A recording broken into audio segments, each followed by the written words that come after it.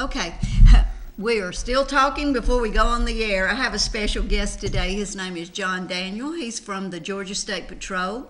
And Don Stoltz is usually the person who's sitting in this chair, but Don was busy today, so he sent his best replacement, and that's John Daniel. And we welcome him. Hey, good morning. And he drove 2 hours to get here to be with us, and thank goodness it was not in the torrential rains that we've seen right around here this morning. Just before he got here, he said he ran into the rain, so that's great. We're so happy that he didn't have to drive in the rain the full time he was driving. That would have been awful, but it happens sometimes. Right. It wouldn't have been the first day on the job that it had happened. Well, we wouldn't want it to be when you were coming to be with us, but we do welcome him to Northwest Georgia and to What Women and Men Need to Know. We hope that if you have questions, we're going to talk about a lot of things that we hope you will be interested in knowing about. And if you have a question, a concern, or something you would just like to ask, a friendly face. I tell people this is a time when you need to ask those questions. Right, this is the best time. This is not the time you want to be asking. Is not when you're looking in a window or in another situation. So this is a time for you to ask those questions if you have them of your state patrol representative. But he is the troop recruiter for Troop A and works directly for Don, and we just appreciate him being here this morning, and we know that he is of the highest caliber if he works for Don, so we appreciate him being here with us. And yes, ma'am. Thank you. We were just kind of comparing stories and sharing a little bit, and I always think it's interesting. It's something that I always like to have people share, how they got where they are. So John was just sharing a little bit. So John started out, he is from Bremen. That's great. That's where I currently live, born and raised in Haralson County, Georgia. And if you don't know where Haralson County, I'm amazed at people who live in Georgia or live in Chattanooga, and they'll say, "Where's Walker County?" Right. It's just right down the street. Get in your car and go directly south, and you'll run right into it. Correct. It's amazing that people are so into their own little street and neighborhood that they don't even know what's immediately around them. I'm just totally amazed, but it happens in Georgia too. That's correct. People don't know their counties, and they don't know the location of all the counties, 159 in the state of Georgia. That's a lot. Right, it is. But working with the Extension Service, you've got to be familiar with all those 159 counties, and you pretty much knew where they were. You might not have been there yet, but you kind of knew where they were, and you probably knew someone in that county. So right. It was a good way to become familiar with the whole state. But there are people who don't have a clue where Bremen is. Well, what I associate with Bremen is the soup factory. You're talking about Warren Sewell. Right. Yep. Because still up and operating. Right. Because Cindy Sewell was lived in my dorm. I went to school at Auburn, and Cindy Sewell lived in my dorm when I went to Auburn. We lived in the same dorm together. So she lived on my hall. So, I always remembered that even before I moved to Georgia, that where Bremen, Georgia was. Right. And so that's kind of what every county kind of is known for something, I guess. Yeah, they have something that kind of stands out to the rest of the people throughout the state. Whenever you visit it, right. Something there helps you remember. Like South Georgia, a lot of the peanut farms had right. the peanut festival, so Perry, Georgia is known for it. Right. And the national fair. So. And the Peach County. Right. And the things that, Vidalia and the onions and all of that. But a lot of people wear those suits, so a lot of people know right. where the Sewell, we had a light, but it went away. So if you call again, we'll try to catch it. So a lot of people know where Bremen, because they went there to shop at the soup factory. And because of his daughter going to Auburn University, the Sewell factory made a lot of their suits for the football team and other sporting events whenever they would reach national titles. Of course, they would want them to dress nice to travel, so a lot of the suits were made from Sewell manufacturing out of Bremen. So that was kind of our claim to fame. Good connection there. Correct. Right. So you learn a lot of things about a lot of people when I did my student teaching in Alexander City, and that's where all of the football, well, not all, but a lot of the football uniforms are made. Not just football, but sports uniforms are made, because that's where, well, I'll tell you in a minute. The mill that makes all of those sports uniforms is located. And I'll tell you the name of it in just a minute. But yeah, it'll come back. But it'll come back. It's just a huge mill there where they make all those sports uniforms, and so there's lots of connections that connect you to little, usually small towns. Right. So gives them that spot on the map. Right. So exactly. it's More than always just a dot. More than just a dot. That's a good way to look at it. So then you left Bremen. Yeah, that was in 2008 is when I got the phone call from the Georgia State Patrol offering me a position.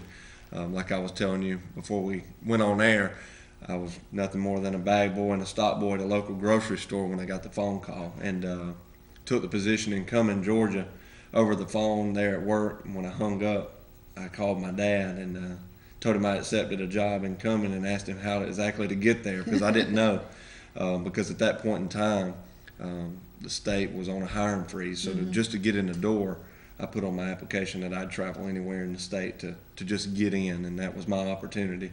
So I took it, and he ended up buying me a little GPS. That's kind of when they got famous or whatever, and helped me get to come in Georgia for my very first big job, I guess you could say, and what kick-started my career now. And that offer to travel anywhere gave you a little bit of an edge, because it does. That's saying I'm willing to do anything if you'll just give me that job. Right. I'll do whatever you need me to do, and that does give you a little edge. It did. It helped me out, and now looking back, like I said, that was 2008. That's almost 9 years ago now, and total time that I've been on. So it flies by. But now the opportunities with me doing recruiting. We're taking people from throughout the entire state, and we have vacancies statewide. So if you're from here in Lafayette, or right down the road in Lafayette, then there's a post there. You will be sent right back to Lafayette, which covers Walker and Dade County. Or if you're in Catoosa or Whitfield, there's vacancies there. So more than likely you go back to Dalton. That used to didn't be the case with the State Patrol. If you were from South Georgia, they sent you north, and if you were from north, they sent you south. But we don't do that anymore, because we need troopers statewide. So you are on purpose putting troopers back in the area where they came from. Correct. Rather than well, it's more appealing.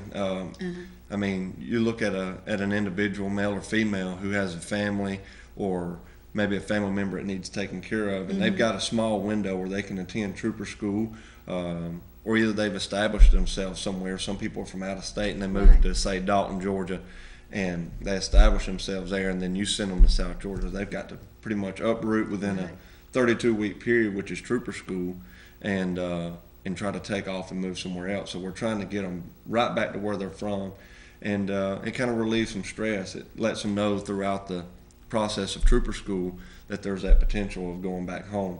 And we may not be able to get you in Dalton, but you might be right down the road in Calhoun, or you'll be right over here in Lafayette. You're going to be within driving distance of what would be home. So even if it's not your exact home territory, you're not going to be outside of probably 40 miles.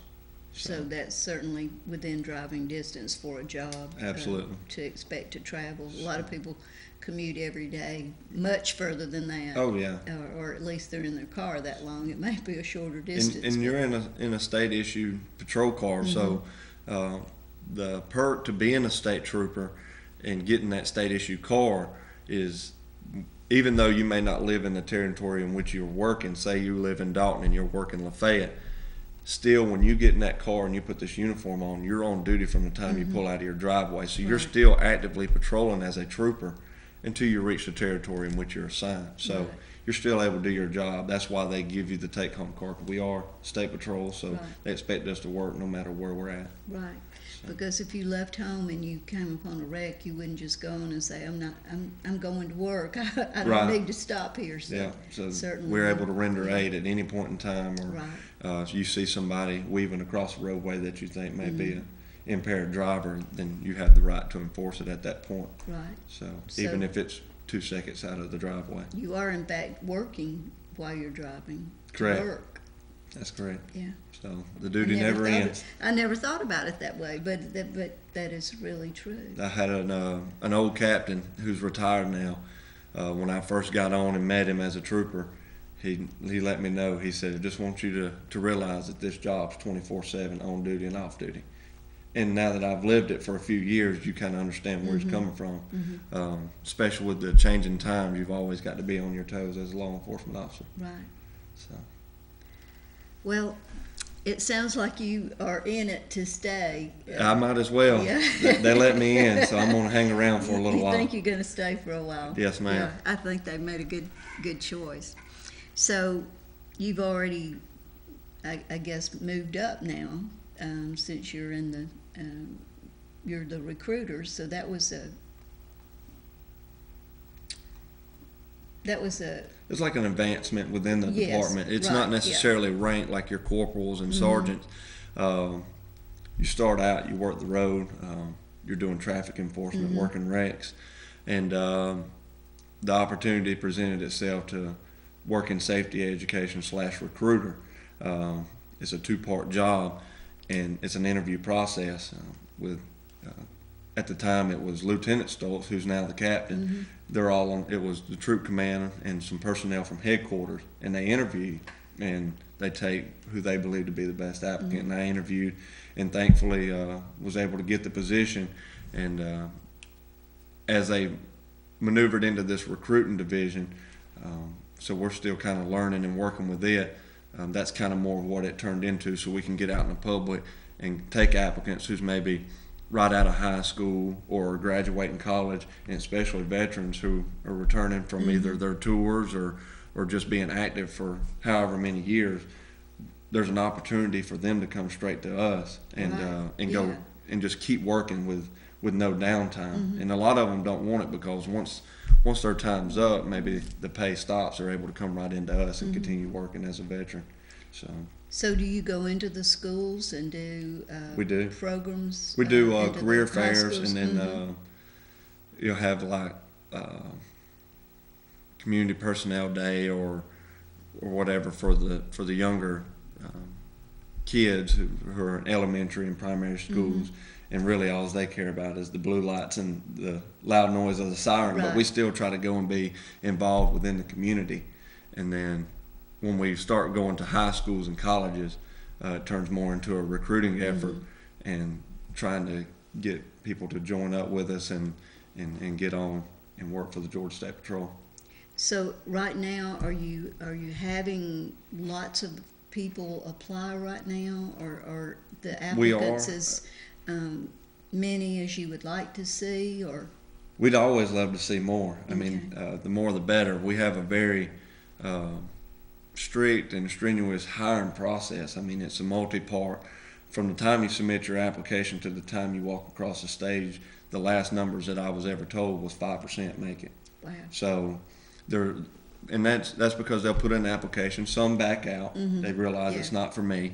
But the next part is a background investigation, and a lot of times a background into someone will end up hanging them up. And there's certain disqualifiers that are fine, and then some that are not. And but that's all on our website.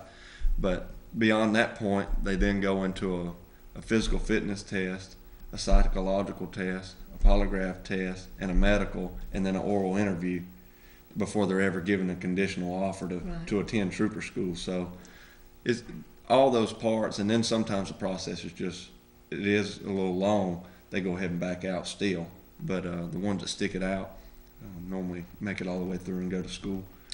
And then you look at about a 50% dropout rate in school because of the physical side of it. Ends up being more than what they prepared for. So that is a lot of opportunity for dropout. Each one of those would be. And they do. They realize how much it's going to require of them. And because it's not a job that you can take lightly. And so when we get you to trooper school and begin to train you, it's very paramilitary, and it's really strenuous. I mean, you show up most of the time at 2 o'clock, and you'll do a physical assessment right then.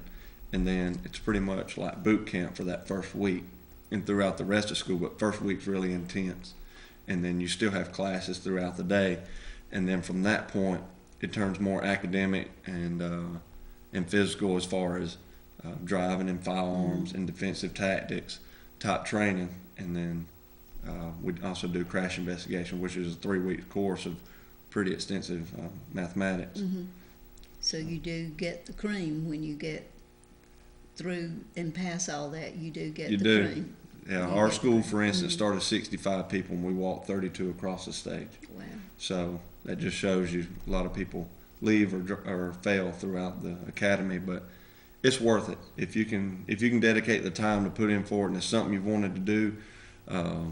It's definitely worth it and very rewarding once you get out, because you know what all that you put into it finally pays off, and you're out here and you're able to do the job, and they entrust you. Yes, Captain Don Stoltz is my boss, but he knows with the training he should be able to instill the trust to give me a set of keys and the badge to do the job, and then I'm going to go out here and do it. To the best of your ability. Exactly. Exactly.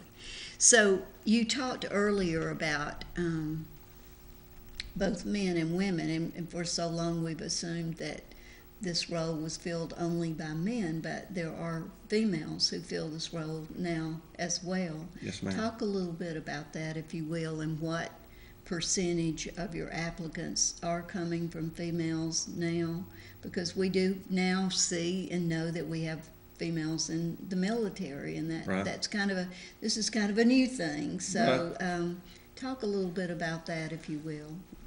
Well, it always hasn't been. Well, I take that back. It's been offered to females, but it's never been as appealing as we're trying to make it now. As far as a percentage, it's still kind of fluctuating, so there's not an exact, because we've had females within the patrol for a while, but the numbers are starting to increasingly grow. The school that just started this past Sunday, the photographs are on our Georgia Department of Public Safety website. And I did notice it looked to be about 3 to 4 females that were in this school. Good. And we've had several graduate from trooper school over the past few years. Now, within the recruiting division, we have my sergeant first class, which is Crystal Zion. That's a pretty high rank to hold as a female, and we've had some females that's reached the rank of captain. So the opportunities to promote are there, but those women that are currently active are actually working together and going out to colleges and trying to present to just females, saying, look, there's opportunity here for you, not just men, but females as well, and to try to get them on board, because we need them just as much as anybody else. I mean, you see them at local departments. We need them within our department as well. Right. So girls, don't turn your head. Yeah, it's the opportunities there, and it's achievable. So I mean, you're gonna be held to the same standard as anybody. It's the standard's there, and they train to that standard. Yes. And everybody, male or female, it doesn't matter, must have to meet that standard. Right. So. Right. And in my lifetime, I've come a long way. We've come a long way, because that didn't used to be possible. Right. So many things weren't possible, but today it is. And I just want to say, if you are a young woman and that's something you're interested in doing, don't pass it up if it is something that you desire to do. Yeah, because we're willing to take the application and begin the process. And as far as the recruiting side of it, if there is anybody out there that's interested in the Georgia State Patrol, we have a website set up just for us, and it has links to every recruiter across the state, and it has employment disqualifiers, opportunities, upcoming schools that just started, kind of giving you an idea of what's to offer out there. But they can go online to gatrooper.com. Very simple, and it explains everything from there. It even has a direct link to the application process. So they can read about everything that would be required as of far as them. becoming a Georgia State Trooper. Right, so if that's something, and you could just do that in your own leisure time and see if Right. that's something. What, is there an age limit that, To get in, you have to be 21 by graduation date. Okay. Trooper school is 32 weeks long. It's a long academy, and a lot of people are turned away by that because you can go to a local jurisdiction like a sheriff's department or police department and go through a mandate course, and a lot of those are somewhere between 12 to 14 weeks, just depending on what certifications they want you to have. But within our school, that 32 weeks, that encompasses your field training portion, and you leave with a ton of certifications that you wouldn't normally get in a mandate class. You come out able to run radar, standardized field sobriety for DUI drivers, laser, and just a ton of other things. You get over 1,000 hours worth of training. I want to say it's closer to about 1,400 hours worth of training. and you have to reach that age by the time you finish that. The day of that graduation. Graduation from trooper school. You have to be Not 21 years graduation old. from high school. No, So, no. Okay. 21 by graduation day of Trooper trooper school. school. And then there's no age limit. You can be as old as you want to apply. And if you can attain those requirements, you can. If you can physically and mentally make it through the academy, I don't see anything that would hold you back. Okay, so age is not a discriminator Right. in terms of being too old or whatever.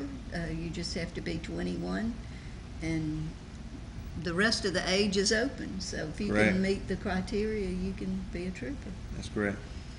That's great to hear. So some people who might be retired might even be able And to. we see it oftentimes. Some retire, come over and do another career within the patrol, and then some are straight out of college, or they got out of high school, worked a couple of years, and decide I'm going to go give it a shot. And they come in at 20 years old, and at graduation they just turned 21 the week before. So What would you say is your median age right now?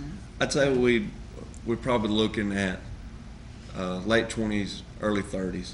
I would say is a good median age, and a lot of times that's because you got your guys in the military, they're coming out Right. mid-20s, and then some who have done a job for so many years, and maybe they see that there's no room for advancement, or they've always wanted a career opportunity in law enforcement. And with us actively hiring and trying to run 3 trooper schools a year, the opportunity to get in and go is there. And the other thing that's also appealing is while you're in the academy, and most don't do this either, is we pay you while you're in the academy. Oh, wow, that's a So plus. from the day you start, you're receiving a salary from the Georgia State Patrol or from the Georgia Department of Public Safety.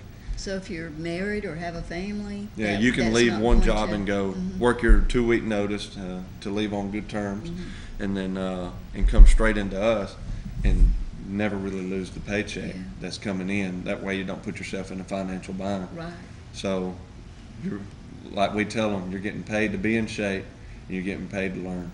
So it's kind of beneficial, and that's what keeps people sometimes, is knowing that they do have a little bit of income coming in. Right, because you know, if you are the breadwinner and you're going to ask your family to do without income for that 32 weeks, that's a Yeah, long time. it is almost 7 months, but $36,000 a year while you're in trooper school learning, it's kind of hard to beat. Right. And then the day you graduate, you get another raise to $46,000. So within 32-week period, you get a $10,000 raise. So that's something to look forward to as well, especially for some that take a pay cut to go to school. Right. They know that it's just for a short period of time. Right. And to have all that you have behind you when you get out, Right. when you complete that. Yeah. All the certifications Yeah. and the job security is always there. Yeah. Law enforcement's always going to be needed. So it's a good job. It is. A hard job, but a good job. It is. But anything that's not worth working for is not really, I mean, the pie jobs are Right. not too good. So if you're interested, go to that website, take a look. There may be people out there GAtrooper.com. you might not have thought that that's something. Do you do any kind of testing ahead of time to see who has maybe a propensity to have that? They used to do what was called the trooper test. They no longer do that anymore. Now they base it off of the compass test, which is a entrance type exam to get into college. They'll base it off your SAT and I believe it's the ACT test scores. So that's kind of how they do it now. They set a base score and for what they look for, and then they go off of that. Now the compass test, anyone can take that. I mean, anyone can take any of the tests, but the compass is probably the easiest because most technical colleges offer it. And I want to say it's $20 to take the test, and you get your scores right then. Now, what I haven't heard of the compass test. It's just math, reading, and it's 4 parts. I can't. Basic skills. Yeah, it's just a basic skills type test to make sure, I guess, you have a general understanding of things, especially with math, because, like I said, as part of trooper school, there's a 3-week process of crash investigations where you'll really get into some in-depth math, and you have to pass it. I mean, any fail in trooper school more than 3 times, then you're out. So they want to make sure you have at least a basic understanding, because they're going to teach it to you when you get there. Nothing, you don't go into anything that they haven't taught you, and they just give you a test and say best of luck. It's ingrained into you and taught to you all week long, or for weeks at a time. Then you're given a test, and you're allotted the time in the evening to study whenever you're sent back to your barrack. So. And then you have to apply that when you go to investigate an accident. You have to actually apply that. It helps make sense out of a crash that or see parts of a crash that most wouldn't see. Like the common argument of following too close, especially like today where it's rainy outside. Following too close is used a lot of times when you have a vehicle stop in front of you and you hit them in the rear with the front of your vehicle. But by doing the math part of it, knowing that you've got a roadway, the stopping distance, of course, is going to be more. And I say, well, I was going 45, it's 55 mile an hour road. Well, 55 was set for completely perfect conditions. When it's raining and has been raining for the past few days, I would say conditions are a little less than perfect. So that's where you're able to come in, and especially if it's taken to court, you can prove the following too close side of it by the math formula that goes with it that you learned in the academy. So, like they say in school, there's a method to the madness. Yeah, right. So you can always prove it with the math. Right. Yeah. You got to have something to back it up. It's always got to be some kind of substance. Yeah, right. You can't just say too close. 2 is not right. Not just because I say it, don't cut it. Right. Yeah. So. I can understand that. Yeah. So if you have a question, give us a call. We'll be taking a break in a few minutes, but let me ask you this, since you were talking about following too close. You're out on the road still, even though you're still out on the road. What's your pet peeve? What's the thing that just... I guess the thing that kind of gets after most of us now, and it's a new push as well by the Governor's Office of Highway Safety, is the texting while driving. More and more, and that's normally what we talk about when we go to high schools, because you do have new teen drivers, and most of the new teen drivers grew up with nothing but cell phones. So that's what they know. It's second nature. It's almost like eating or talking. It's just what we do. But as far as cell phones, that's just what they do. So they don't think anything more of it when they're operating a motor vehicle out on the roadway. So that's a big push that we're trying to get out there right now. And another thing that they may not realize, and most watching today may not realize, is texting while driving also is a point on your license if you're cited for it. And I've heard the argument, well, I was going to make a phone call, I was stopped at a red light. The texting while driving law is anytime you're in operation of a motor vehicle. So if you're stopped at a red light and you're behind the wheel of it, you're not supposed to be on any electronic device. But if you pull over Yeah, you can pull. If you pull over, and we're seeing more of that. Right. You'll think a car's broke down as far as patrol wise, with their flashers on the shoulder of the road, and you'll go to check on them, and I was just making a phone call, or answering a text. Right. That's fantastic. Okay. We'll take that all day, even though they're still in operation of the motor vehicle. They're off the shoulder of the roadway, and they're out of the flow of traffic. They're not causing When you a said hazard. they're in the operation of a vehicle, I thought, okay, then that Right. wouldn't work. That But, yeah. a lot of the times, I mean, that's great. That's what we're looking for. Okay. Or wait till you reach your destination. But you'll see it a lot of times at red lights, and then what you'll wind up with, say you're the front car at a red light, and the car behind you sitting there waiting, and they're not looking at you. They're looking at the lights. As soon as they see it turn green, your reaction is to pull forward because you think that car in front of you is going to as well. Well, if they're on the phone and not watching the light, now they've rear-ended this person. Now we have an accident.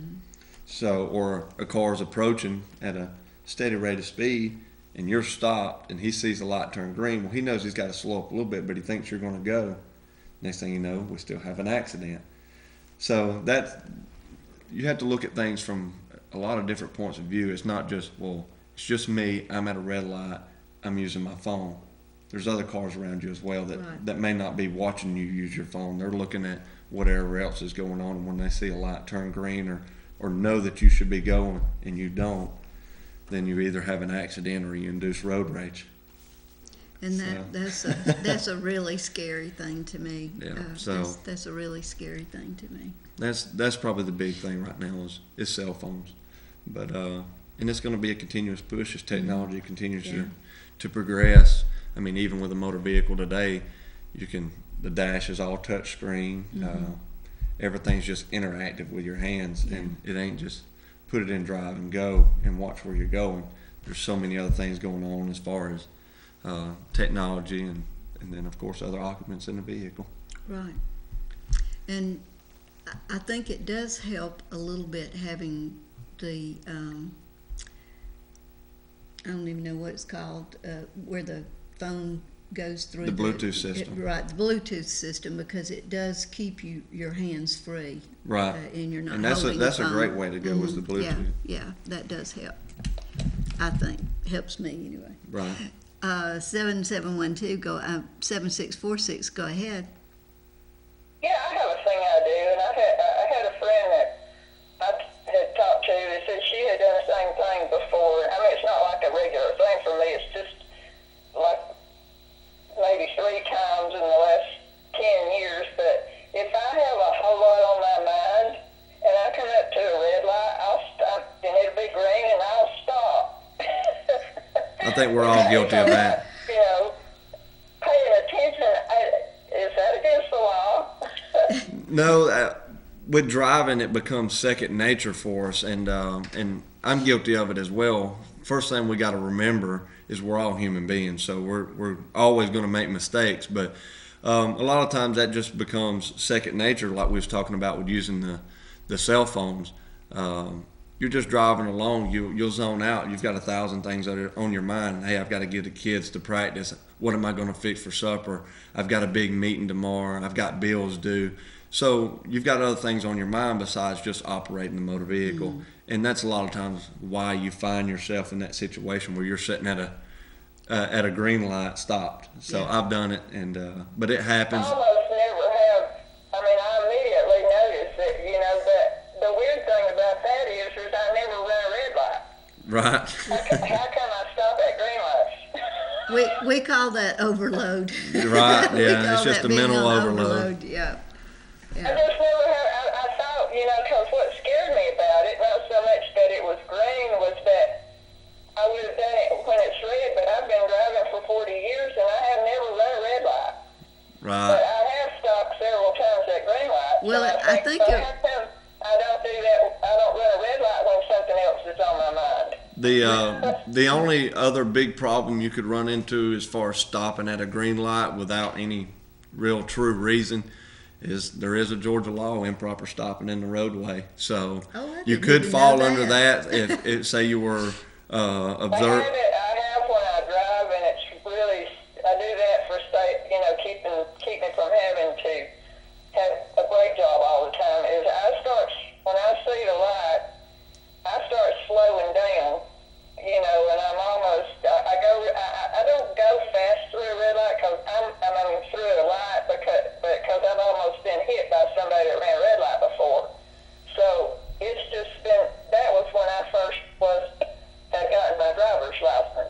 Right. So after that, I have always made it a practice, and it's a 40-year habit for me to slow down before I go through the red light, just to make sure that somebody else is not running a red light and I don't get hit. Even, I'm kind of like one of those people that everybody has the right of way as far as I'm concerned, because I don't like going through wrecks. Right. I can understand that, but yeah, you're not in the wrong as far as zoning out and find yourself doing that, but just knowing in the back of your mind that there is a law for improper stopping in the road. So you want to be careful, and if you realize what's happening, try to get back moving as soon as possible and as safe as possible.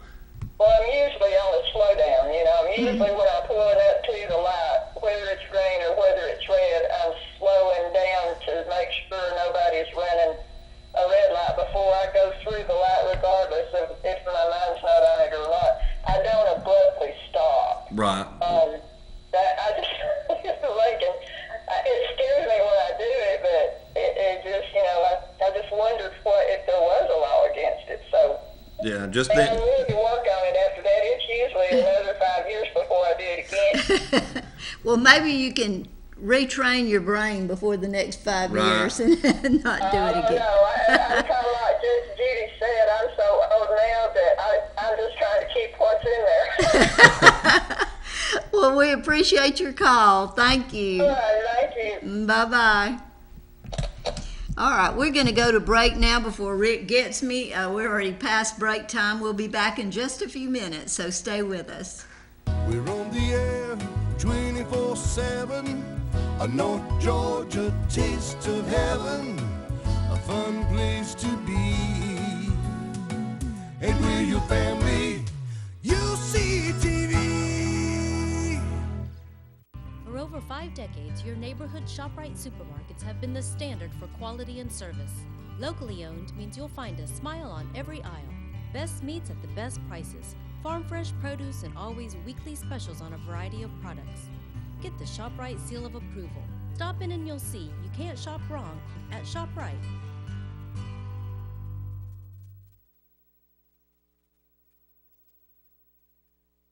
This week at ShopRite, they have ground beef for $1.99, seedless watermelons for $4.99, my favorite, pork spare ribs just right for the holiday for $1.69. They have Milo's tea, 2 for $5, and Daisy sour cream, 2 for $4. Vidalia onions, a 3-pound bag for $1.69, and green onions for only 39 cents.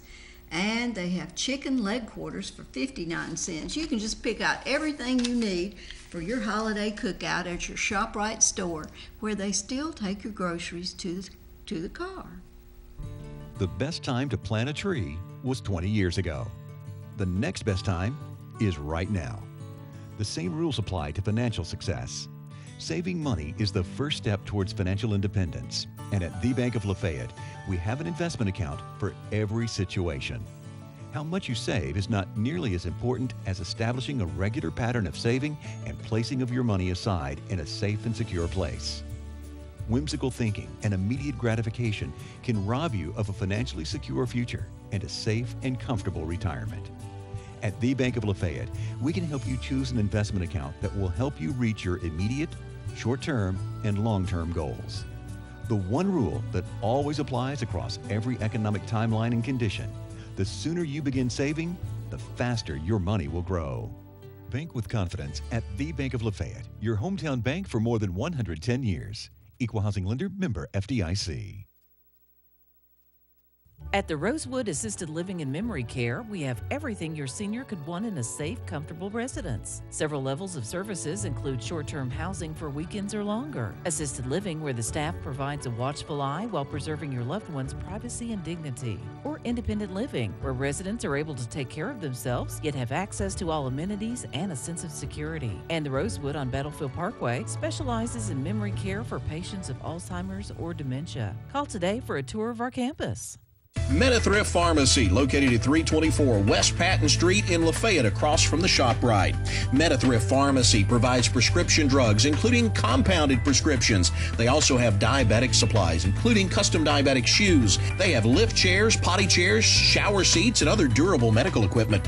Meta-Thrift Pharmacy in Lafayette has a friendly, well-trained staff that will help you with your drugstore needs, whether you're on the phone or in the store. You may also leave your refill request on their automated phone system, available 24 hours a day. Make them your choice for your pharmacy needs. Meta-Thrift Pharmacy, 706-638-3114. It's the Honeybee Festival 2017 in Lafayette, Georgia, on the square, beginning at 9 a.m. June the 3rd. Folks, there's live music, arts and crafts vendors, food vendors, a barbecue competition, baking contest, cruise-in, antique tractors, the Birds of Prey exhibit from Chattanooga Nature Center, a free kid zone with face painting, games, and inflatables, honeybee and beekeeping tips, exhibits, and demonstrations, and featuring country music superstar Craig Morgan. Also, the Stepping Stones, Channing Wilson, Robbie Hopkins, Sons of Sailors, and many other groups. It's free admission, and it's sponsored by Pigeon Mountain Trading and CHI Memorial. The Honeybee Festival on the Square, June 3rd in Lafayette.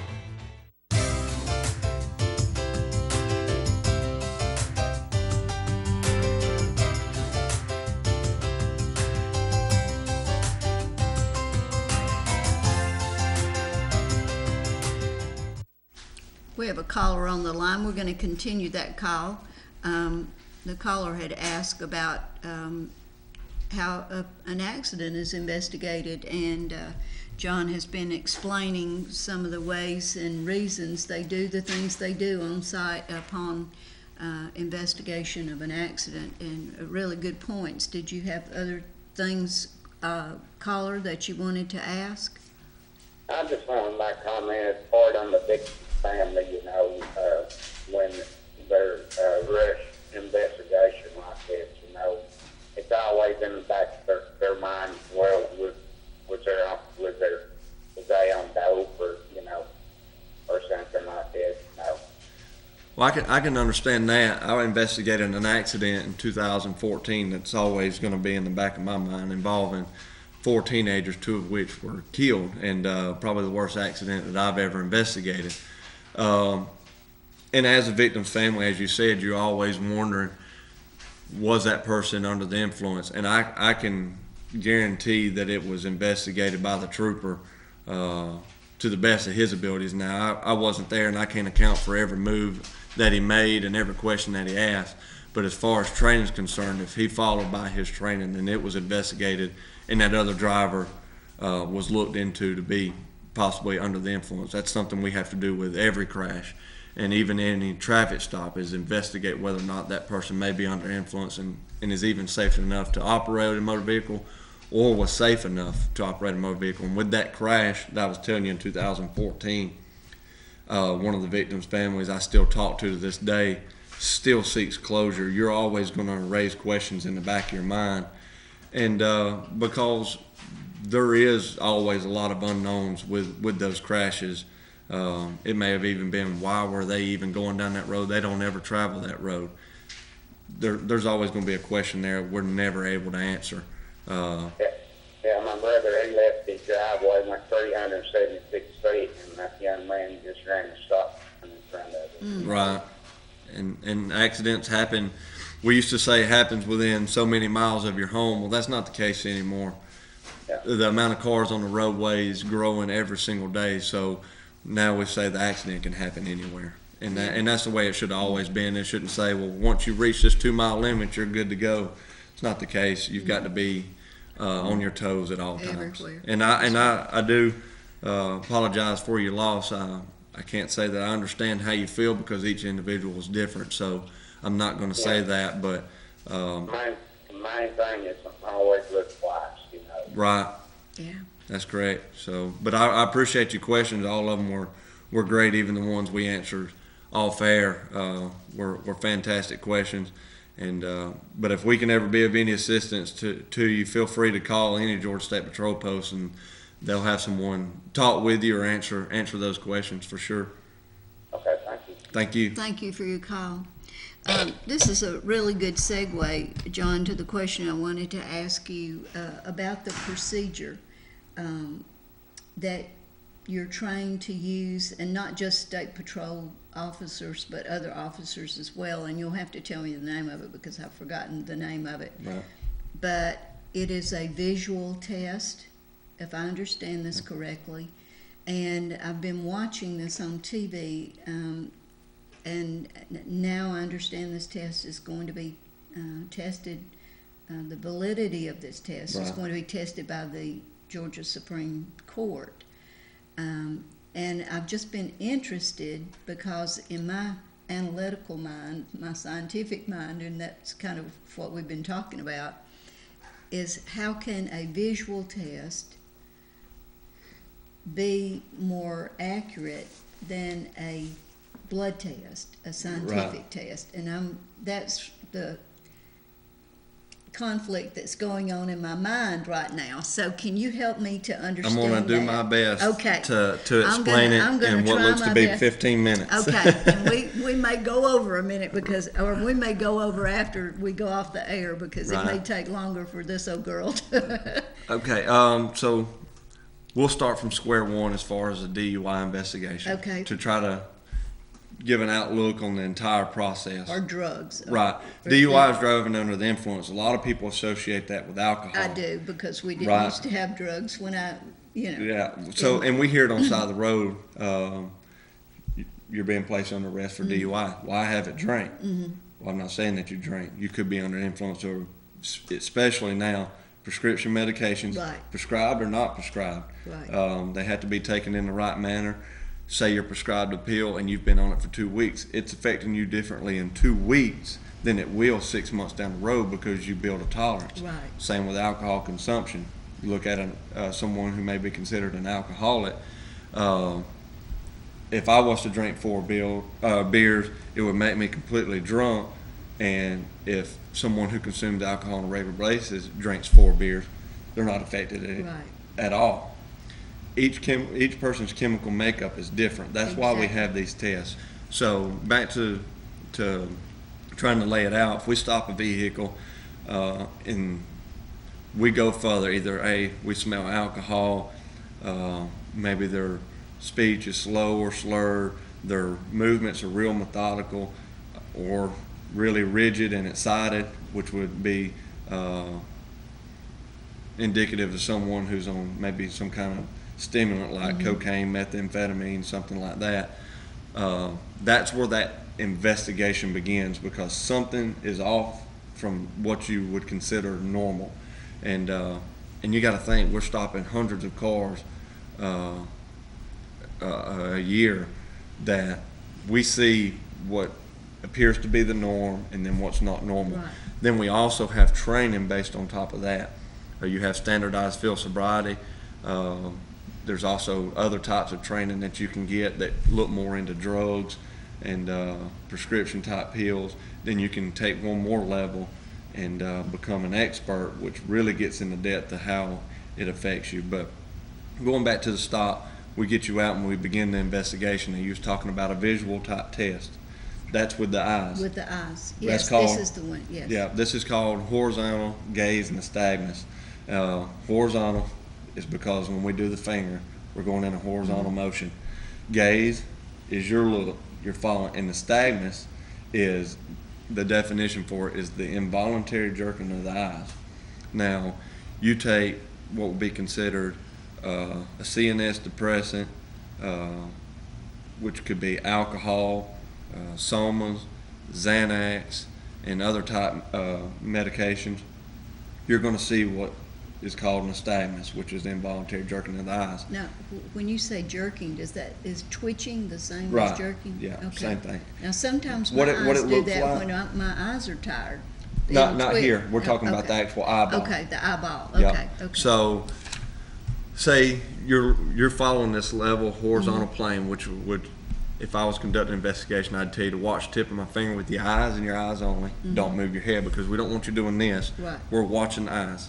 So as I'm making passes from left to right, first thing I check for is equal tracking, making sure that your eyes work like they should. they go to the left, they go to the right, and then I begin the test.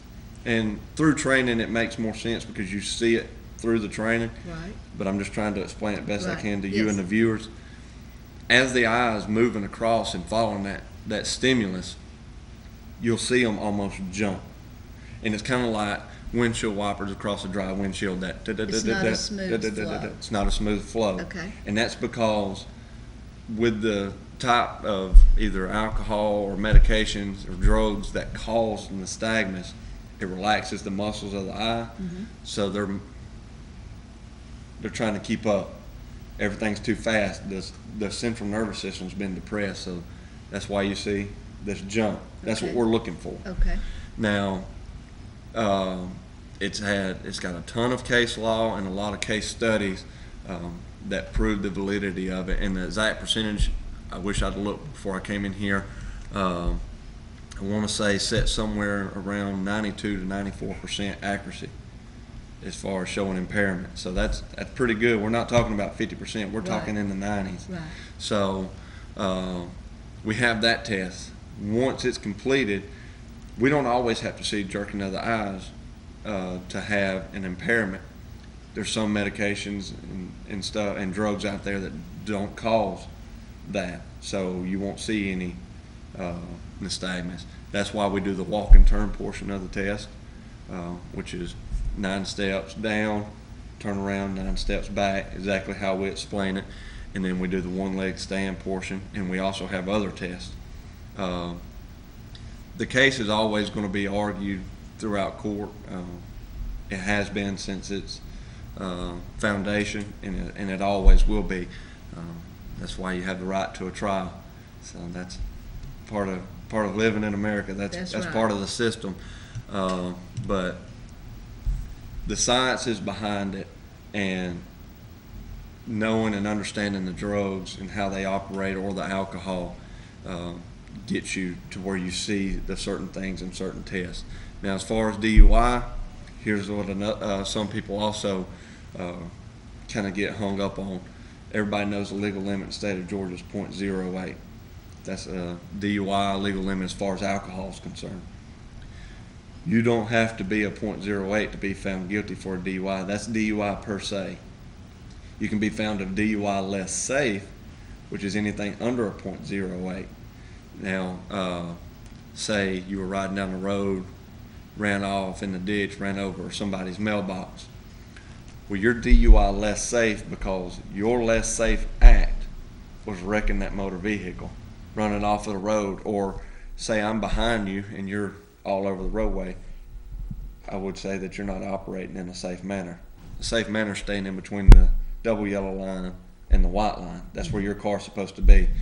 So a DUI less safe, you can be charged under a .08. So that's out there as well. And then, as the guy we were just talking to has a commercial license, he's held to a different standard. He can't have anything over a .04. So, and then of course under 21, zero tolerance, but the actual by law limit is .02. So, and those lower levels, you won't see nystagmus of the eyes if you're dealing with alcohol, because there's not enough there in the system to relax the muscles of the eye. So that's why we have all these other tests, and we have what happened before that. How were you talking?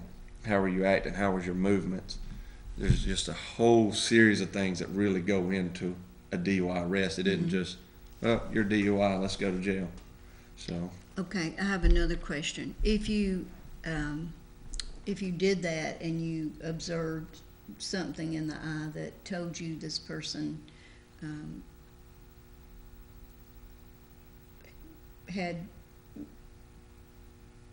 was DUI, I'll just call it that, because in this case I think they were told that they were on drugs or something, had been taking drugs. The person denied that they had, went straight and had a drug test done. Yeah.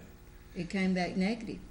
I know exactly, now that you've brought that up, I know exactly what case you're talking about. And now that officer is also being investigated as well. And it was not just one. Right, he had multiple arrests. They pulled all his cases, and there were multiple ones where the people went directly and had blood tests done, and they all came back negative. His not all of them. DUIs are marijuana, if based off the videos I've seen on the news, and I'm not necessarily going to take sides of either party because I wasn't there. I was just so intrigued by this because I was not aware of this eye test, and I'm going, okay, I need more information. I was just totally intrigued. I don't want to jump on something before all the evidence is released, but based off what I seen, I knew instantly before the story could finish there was going to be an investigation launched because with marijuana, your chances of seeing HGN are just not there. So that's why the eye test is being brought up. You mean the chance of it being in a blood test, or the chance of seeing the results the nystagmus? He's saying your eyes were jerking or whatever. But you wouldn't see that with marijuana. Is that what you're saying? Okay. Correct. Okay. So that's why I knew there was going to be an investigation. Now, we could only be getting parts of the video. He's talking about marijuana, but what about other parts of the stop? Was there a talk of any type of prescription medication? Was there talk of consumption of alcohol? That hasn't been let out yet. But wouldn't that have shown up in the blood test? Right, but their comments on the news are strictly towards marijuana because marijuana is the big push now. Yeah. The legalization of it, so they're trying to really come full circle with that. All right, we're going to have to finish this up off air, John. Right. Thank you so much. This has just been a delightful program today. We so appreciate John Daniels spending his 2 hours driving here to be our special guest today, and Don Stultz for putting us in touch with him. We hope you'll come again. Just tell Don that we're going to wait till he can't come again. Right, yeah. And maybe next time I could come with him and we could kind of... Yes, I was joking about that. But yes, maybe you can come with Don next time he comes, and you won't be a stranger here next time. See? Well, real quick before we close, Yes. we're rolling. I just wanted to hit it real quick, and I made a note because it was perfect timing for this to air. Go ahead. We're rolling into Memorial Day weekend. Absolutely. Law enforcement's going to be out in full force across the state. Roadway fatalities. When I drove to Atlanta the other night for Braves game, DOT runs the sign. I want to say it was over 560 something already. We're sitting in May. We're really trying our best, and it takes everybody working together to cut down on these roadway fatalities. So with the increased travel over Memorial Day, I think we're actually going to end up with some nice weather. So a lot of people who have cabin fever are going to want to get out. Please pay attention. Put the cell phones down. If you drink, get a designated driver, and just try to make the roadways as safe as possible is the only thing that we're asking. Slow down. Give yourself time to reach your destination. Because we're going to be out there, not only us, but other jurisdictions as well. And I'd love to see that the holiday count, I want to say last year we had 12 to 14 fatalities over this little short holiday period. This first one to kickstart the year, because we'll roll straight into this, 4th of July. Yeah. And Let's don't start out with a bang. yeah, I just want everybody to be careful, really, and wanted to give that message out that we are about to start the holiday seasons, and a lot of people graduate this weekend too. Absolutely. So It's a busy weekend. Yeah. And be courteous. yeah, so thank you for having me on. I've enjoyed it, and It's great. if anybody needs anything from us, star GSP, and that'll link you into our dispatch center, and they can forward the call from there. And I've called it before. Thank you so much, John, and thank you for watching. We'll be back again next week for What Women and Men Need to Know.